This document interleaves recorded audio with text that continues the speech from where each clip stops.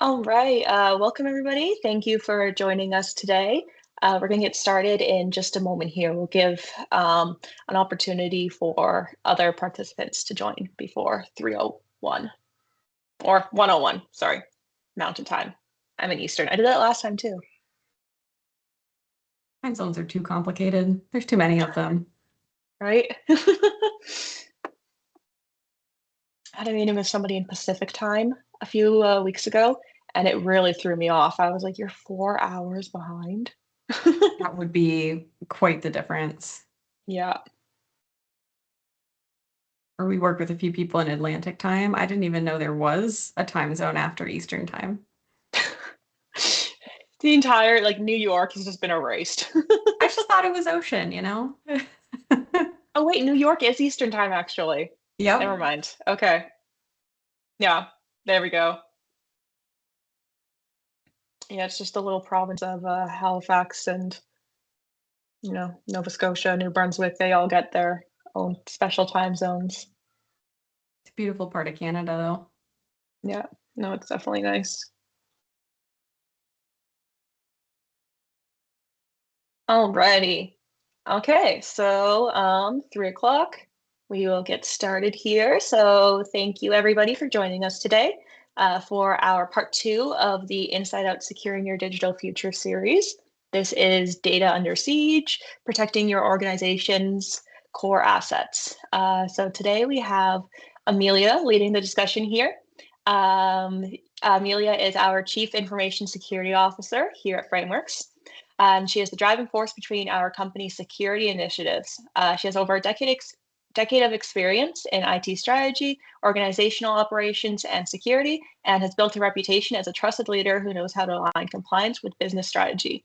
Known for her strategic mindset and client-focused approach, Amelia bridges the gap between technical risk and organizational goals, helping businesses not only meet best standards, but also turn them into competitive advantages. Her leadership continues to shape how businesses think about security, accountability, and long-term trust. So we definitely have an expert here to talk about data. With Thanks so that, much, I Kala. will I'll let you take it away. Just a reminder for live attendees, we do have a takeaway at the end, so stick around for that. So yeah, Amelia, with that, when we say data, what does that really mean? Yeah, thanks so much for the intro, Kala. It's fun to get out here and kind of talk to people, in particular business owners, about some of these technical things because you hear words thrown around sometimes, and I think there's this assumption that everyone knows what we're talking about or that we're all saying the same thing. Data isn't just like your technical assets. Data is basically everything that your business runs on. So that's your client records. That could be things like quotes. That could be things like your team's chats or your phone calls, drawings, payroll, financials, email, basically any of the intellectual property that belongs to your business is what we mean when we say data. Data can come in a couple of different forms. Data can be structured. So think like a database or like your accounting system. Data can also be unstructured. So that might just be like random documents, or you're working on something with your coworker in Teams and you're tossing that back and forth. At the end of the day, data is what enables decision making. It's what drives your customer service. And when you lose access to that, even temporarily, that's a big impact on your business's productivity. And it can even damage trust with your customers and with your employees. So when we hear about data a lot, we oftentimes I think about the big news headlines, all these breaches for big organizations. But how does that impact, these small to medium sized businesses, that we often deal with? Yeah, no, good question. Especially the big ones make headlines, right? Like when a city government gets hacked and like water shuts off for a week, that's obviously a huge impact to a lot of people. So it makes the headlines. Unfortunately, though, the small and medium-sized business market is a huge target for cybercrime. Not just because there's a lot out there, but also because SMBs tend to have less security. Maybe they have limited IT staff. They don't have as much of a budget to throw at protecting themselves against some of those cyber threats. The other big thing is people think, well, I'm small, why would somebody target me? We're just a 3-person shop. We're a 20-person company. We don't have a lot to steal. We don't work with confidential information.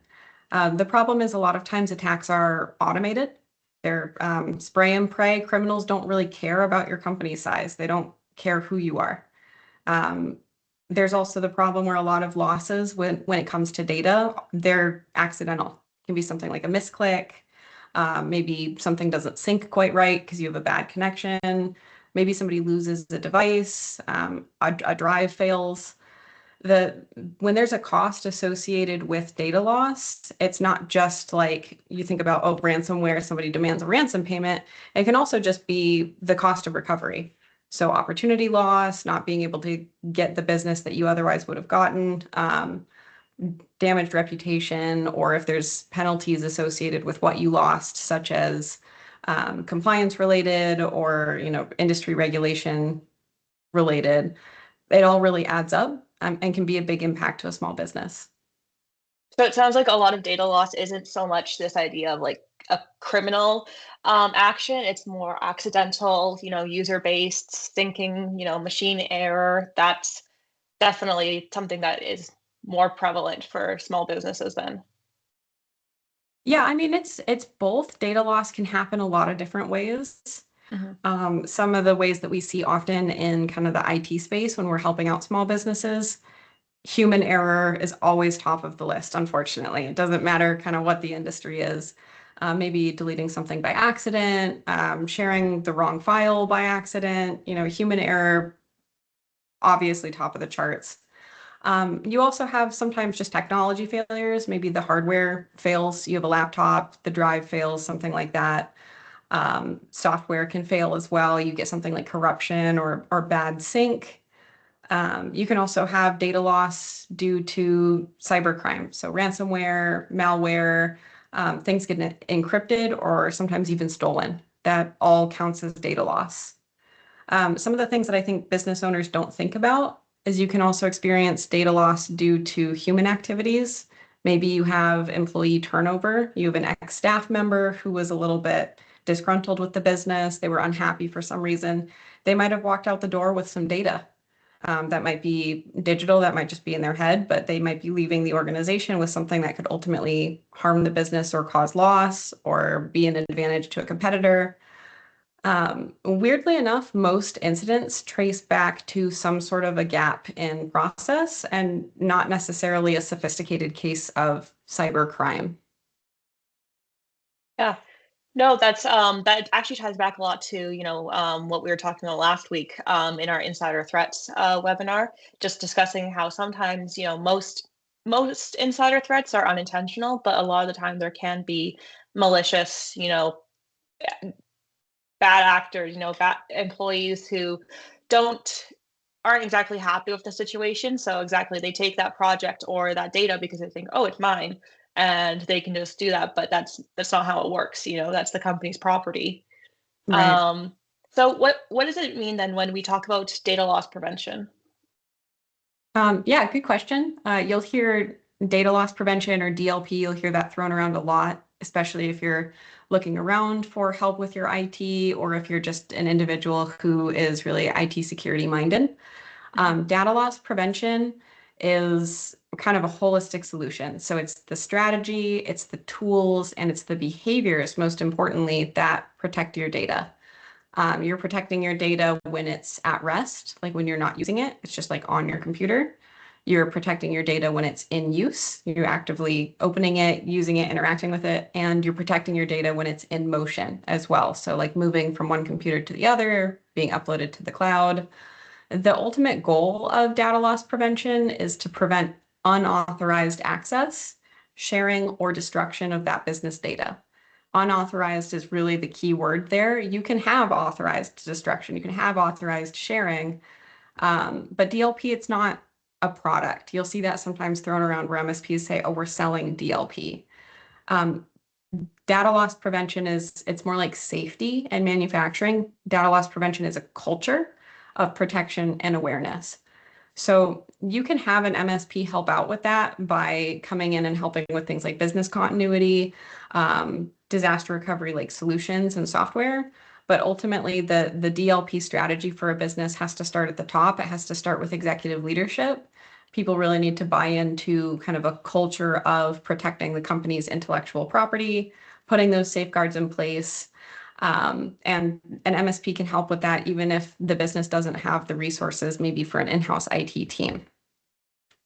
Okay, yeah. So it sounds like it's mostly, like you're saying, it's not a product. It starts with policies, compliance, managing those sort of like the human back end parts of it. Then Right, that data protection can't actually occur if, the people using the softwares aren't using them correctly. right, absolutely. So for any business owners that are listening then and thinking like, okay, like this sounds scary. How do I start this? What does an MSP actually do to prevent it? Um, yeah, so that's a really good Oh, and question, especially since, I'm totally just gonna interrupt you here. Sorry. MSP for anybody who's listening, I just realized we've thrown around the term. That's a managed service provider, otherwise known as your local IT company. So yeah, go ahead. Sorry to throw you off there. oh, us IT nerds love our acronyms. So it's constant, and sometimes I forget that, yeah, people don't know all of the acronyms. Sorry about that. But yeah, how could an MSP or your local IT company help out if you're a small business and you're thinking like, okay, I want to avoid data loss. What do I do about that? Especially since I just said, DLP is not a product. It's not like a security tool that you can necessarily buy. What MSPs do is they bring structure and they bring discipline to that process. So what they can do is they can help you find the right safeguards for the way that your business uses data, for the way that your business uses technology, and then not just find the right solutions, but then also make sure they're actually implemented properly and then maintained properly over time. That's a big mistake. A lot of times a business owner thinks, okay, here's this great product, it'll solve the problem, I'll go buy it, and then it's never set up correctly, and it's certainly not maintained after 6 months or a year. So that's really what your MSP can do for you is they can manage those tools long term. They can monitor those systems. They can also create some accountability. They can, if that's not the MSP, it might be the business or somebody within the business who's accountable for where that data goes, who's allowed to have access to it. These are things that most MS or most small business owners just don't have time to do. So really the MSP comes in there and they save them a lot of time. You can think of it as shifting from a reactive approach to issues, just responding when things break, to being a little bit more proactive, identifying that risk before any sort of loss actually happens. Yeah, I think a lot of the times too, a lot of business owners, especially in the smaller to medium-sized businesses, they often think that their data is just their credit card information, their employees' payroll information, their clients' sensitive information, but data can really be anything. It's your like you were saying before, it's your random Teams files, it's your emails, it's you know it it's everything that your company is made up of. So a lot of the Yeah, times, MSPs kind of help to cover all of those areas. So, okay. yeah, absolutely. Um, so what does data protection actually look like in practice? Like what would that look like for a small business? Yeah, no, that's a really big question actually, because there's a lot when it comes to your digital footprint, and it seems like, every month something new comes out. If you think about it now versus 15, 20 years ago, people have so many more devices, they're using so many different tools. A lot of your data has left the premises and is now in the cloud, or maybe it's in a shared server environment, something like that. So really, when we're thinking about data loss prevention, we kind of think about it in three key pillars. You've got backup and recovery, you have access control, permissions, things like that, and data visibility and monitoring. So on that first pillar, when it comes to like backup and recovery, that's where your MSP can help a lot with like regular, automated, tested backups. So not just your local stuff with like your computers, but also cloud environments. You need backups of your cloud environments as well. Recovery plans. So if something does go wrong and you need to restore, the break glass in case of emergency, like what's the protocol here? Making sure that we actually have something that's proven to work in the case of recovery. Talking about business continuity, even if there's some sort of deletion event. So like, worst cases, maybe ransomware. Somebody encrypts your servers or your computer saying you can't have these back until you pay us some money. That's where the MSP with the backup and the recovery procedures can come in and make sure that you're protected in that situation. Honestly, with that first pillar, the key business outcome is recoverability. You want to be able to come back from whatever it was that happened. So that's kind of like the ground floor. That's like the pillar number one. Pillar number two is access control and permission. This is one of those things that it sounds deceptively simple, especially in a small business environment, though. These things can rapidly grow out of control. They can kind of grow randomly and organically over time as different people need access to different things. An MSP can help in practice by implementing something called role-based access control. So making sure that only the right people see the right data as is required by their jobs, thus minimizing, that risk attack surface area, minimizing the impact if something goes wrong. Your MSP can help in this way as well with things like your offboarding process. So let's say somebody leaves the company, making sure that all of their data and all of their access is removed properly, securely, and completely. And then also managing things like MFA, the basics, your security systems, device management, making sure that outsiders are kept outside. And that key business outcome is reliability. You want to make sure that you're always seeing the consistent results. Lastly, we talked about data visibility and monitoring. This is the boring part for most business owners and the exciting part for the nerds in the audience. That data visibility can be a whole lot of fun if you're really into that sort of thing. There are a lot of data loss prevention tools out there that give tons of insights and reporting on things like data that's leaving the network. So you can come up with reports about like, this is how many USB drives have been in the building, or emails that have been sent containing attachments of a certain type. You can really get super nitty gritty with it, which most people don't find super exciting. But your MSP does. We think it's really cool, and we're here to kind of look out for it and make sure that the right data is leaving the building if it is leaving the building. Also things like email filtering, alerting for sensitive information. So this is a big one in healthcare, or if you're in a regulated environment where you're dealing with sensitive information like PII, which is another acronym, stands for personally identifiable information. That's where you can look out for things like, hey, Sally in HR just sent out first name, last name, and home address to somebody's Gmail. Maybe, we should stop that email before it actually leaves the organization and make sure it's legitimate. That's an example of like the real world visibility and monitoring. That key outcome is honestly just accountability, making sure that you know who is doing what with your business data. So lots of words there, lots of real world examples of how we protect your data. If you couldn't tell, it's something I think about a lot. Yeah. Well, I mean, obviously, you've made your career out of it, and you're very good at it. So yeah, I mean, with all of those layers that are going on inside of your business, I mean, you kind of mentioned stuff that's happening outside of your network too, not only protecting what's leaving, but what also is coming inside. What other things are happening on outside your network that people should be paying attention to? Yeah, no, that's a good question, especially because I mean the technical world is really interesting compared to other things that we're used to dealing with. It's more analogous to security. You can do anything, in the world to your own building, but the threats are coming from outside the building. So what do you do if there's some sort of a threat coming from outside your network? It's something that you don't have any control over.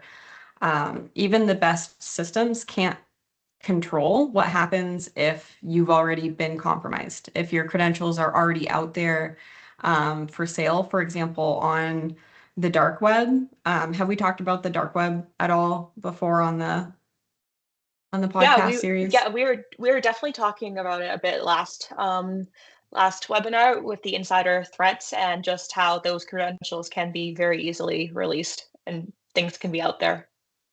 Yeah.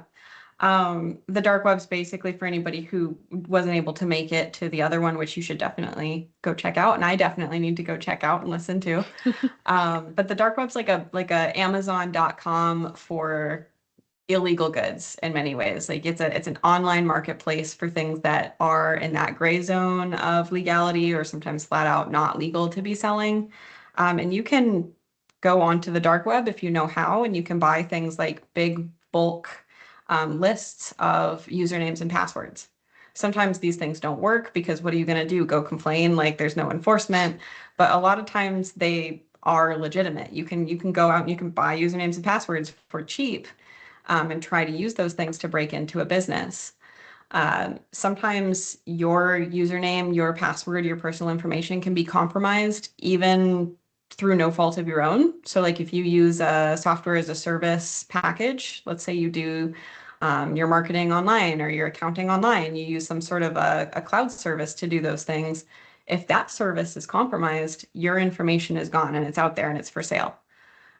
So really the best thing that you can do in that situation is just be proactive and kind of like look out for it. I guess is the best way to say it. If you're not monitoring for it, you wouldn't even know that your credentials are out there. Yeah, so definitely in terms of like preventing it yourselves as users, like MFA, having a good password management system, not using Yes. password 123 as your credentials. That's a big thing. Yeah. So how does dark web monitoring actually help us prevent data loss? Yeah, it's layers of protection, just like you were talking about, right? Like, so MFA is obviously a huge one. Please go enable that if you can. But monitoring for dark web activity, just to see, like, is my business out there? Do I have employees or do I personally have any passwords that are out there? Just knowing about it gives you time to respond. Yeah. That early detection that someone somewhere has your data, you don't know what they're going to do with it, lets you maybe reset some passwords, enable MFA or tighten access, things that if you hadn't already done might give you the time to go do that before something happens. The idea is to rotate those credentials before an attacker actually uses them. So DLP, just because, like I said before, it's this holistic solution. Dark web monitoring really complements that just by layering in that early detection system and giving you the opportunity to, again, be proactive before those credentials are used somewhere. Um, so if a business, wanted to, take one small step tomorrow to improve how they handle their data, what's the easiest place to start, or like the most user-friendly place, I guess you could say? Not to, beat a dead horse at this point, but any business that doesn't have multi-factor turned on, Yeah. MFA, that's a huge one. Make sure that you have MFA turned on basically anywhere you can. A lot of websites give you the option, but some of them are forcing you into it. You should treat your own network the same way. You should treat your own email the same way. So that's one where if you're partnered with an MSP, reach out to them. They'd be able to help you. If you're not partnered with an MSP, reach out to Kala because she'll help you get partnered with an MSP who can help you. Um, Thanks for the Other sell than there, that, Amelia. hey, I'm here to try to help. I mean, it's a real risk. And Yeah. the other one is, I guess, that proactive, okay, let's go look on the dark web and see if there's anything out there. It's really easy to reach out to someone like Framewerx and see if we can run a report just to give you like a heads up on, hey, this is what we were able to find. That's It's one it's almost small like you step, know what but our free offer is. I do admit to having a little bit of insider data, if you will. Oh man.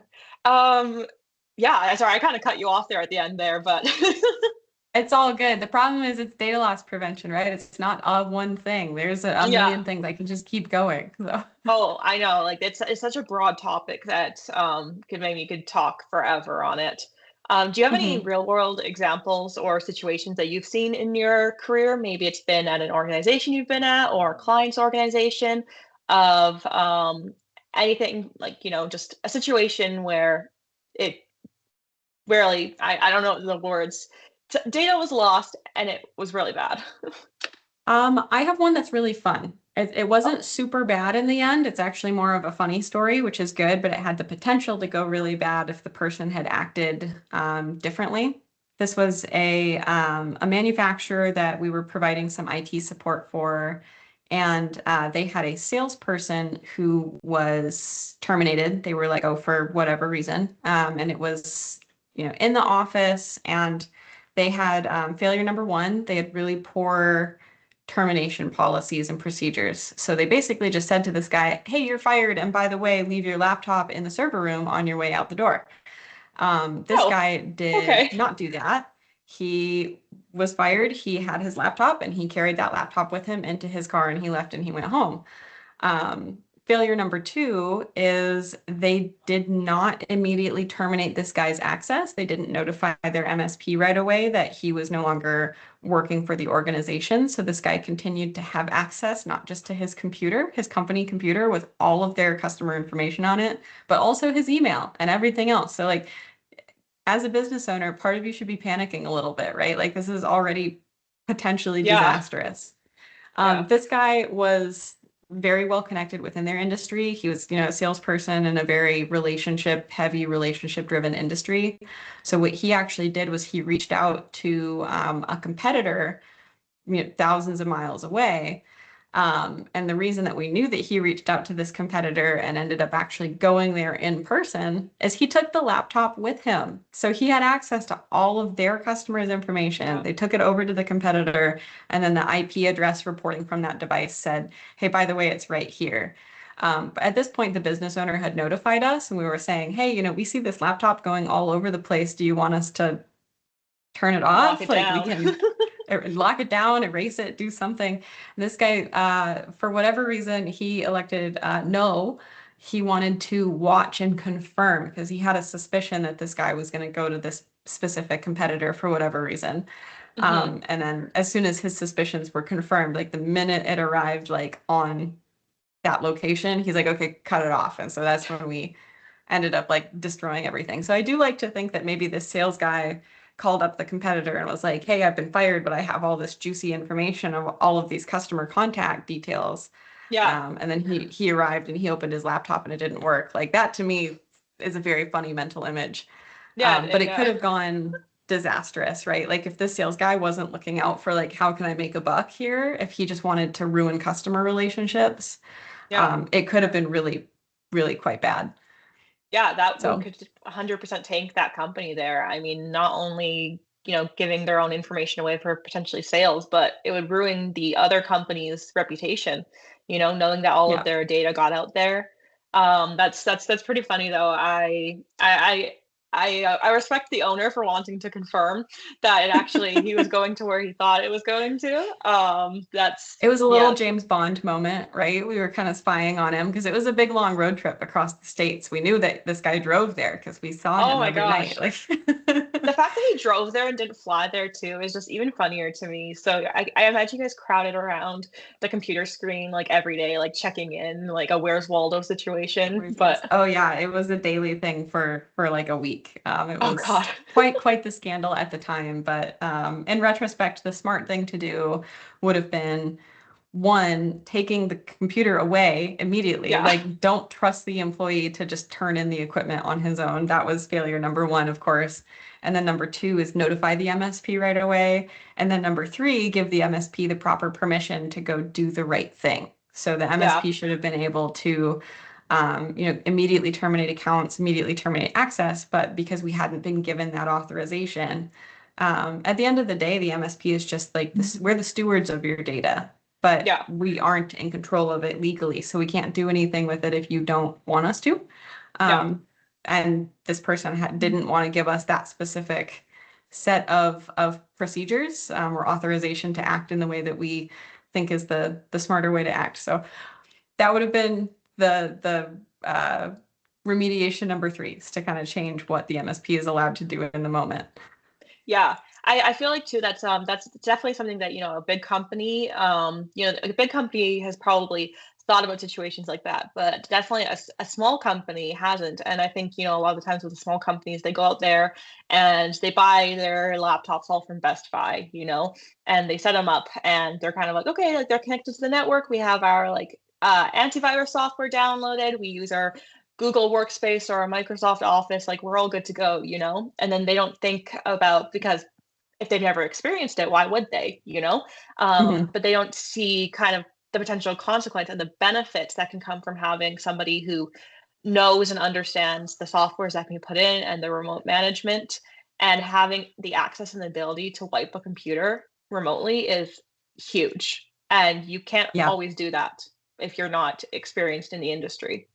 Well, it's changing every day too, right? Data loss prevention is huge with the AI scene, which I know is a super hot button issue right now as well for business owners. AI obviously could be huge. This could be its whole own webinar series if you wanted, Calla. We could talk about AI for like a million years. But That happened last time too. Oh God. it's a really big deal right now. A lot of business Yeah. owners are like, how can I get in on this new technology to make my business more efficient? The problem is the way that this technology works is by looking at and analyzing all of your information or whatever it is that you make available to it. A lot of times people aren't really thinking through the ramifications of using maybe like the free version, for example, of some of the big name AI companies out there. If you use the free version, you're giving all of that information to that parent company to use in their data training models. Yeah. And you don't know who's going to use that in the future. Are they going to use it? Are your competitors going to have access to it? Are you accidentally violating all sorts of laws by sharing your customer information with an unknown third party? That's just one of several different ways that AI is very intimately related to data loss prevention, and it should be top of mind for business owners, especially if you're looking to kind of use some of that competitive advantage available to you with AI. Yeah. No, definitely. I think we could. I've actually been thinking about it. We could definitely do something with AI related to this, and future webinar series Right. definitely is in the works right now. AI is so big. But that is our time for the conversation.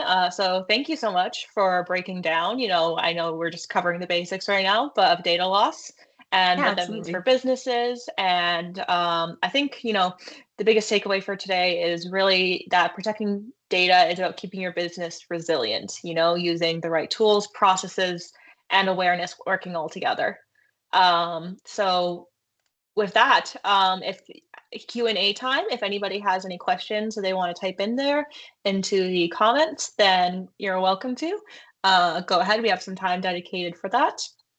And yeah, in the meantime, like we kind of mentioned slash spilled the beans earlier, one of the takeaways for live attendees is going to be this a free dark web scan from Frameworx. So I'm going to go drop a link here in the chat, and that will lead you to a form.